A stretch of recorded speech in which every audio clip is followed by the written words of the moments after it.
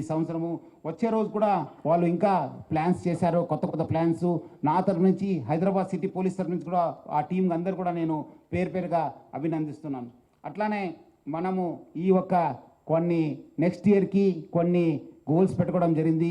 ఒక road ahead అని చెప్పి మీ అందరు కూడా మనము లాస్ట్ పేజ్లో ఉంది. మనం హైదరాబాద్ సిటీ పోలీసు ఏం చేస్తుందని చెప్పి ముఖ్యంగా ఈ ఒక ఏఐ డ్రివన్, ఎందుకంటే ఇదంతా ప్రపంచవ్యాప్తంగా అంతా ఇప్పుడు AI the buzz word is artificial intelligence, machine learning, దానిపైన మన ఫోకస్ ఉంది. మనము AI driven policing, predictive analytics పైన మనము ఫోకస్ చేయడం జరుగుతుంది.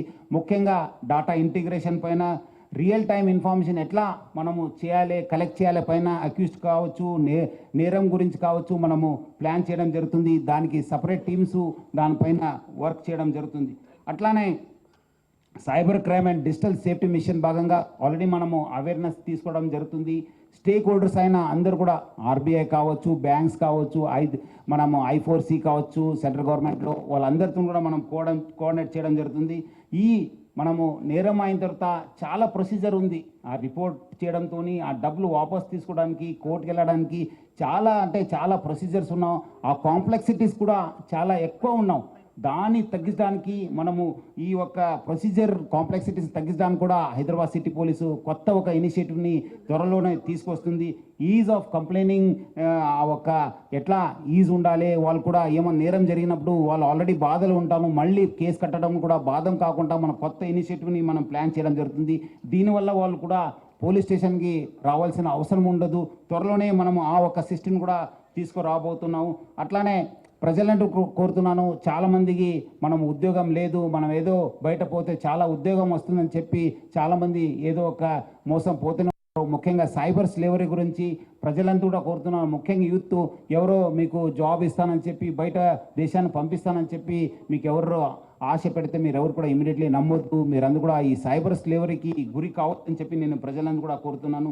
అట్లానే మనము మన Telangana state cyber crime bureau చాలా మంచి పని చేస్తుంది.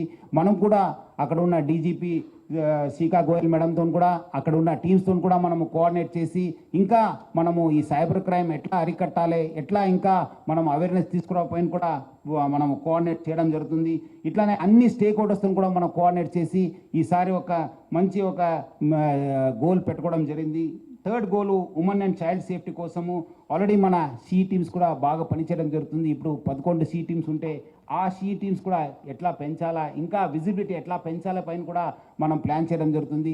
అట్లానే బాధిత ఆడవాళ్ళు కావచ్చు, మన పిల్లలు కావచ్చు, వాళ్ళని ఎట్లా తొందరగా రీచ్ అయ్యి వాళ్ళని మన పోలీస్ స్టేషన్ తీసుకొచ్చి వాళ్ళకు ఎమోషనల్ సపోర్ట్ కావచ్చు, ఫిజికల్ సపోర్ట్ కావచ్చు, మెడికల్ సపోర్ట్ ఎట్లా ఇవ్వాలి పైన కూడా మన టీమ్స్ కూడా కసరత్తు చేస్తుంది.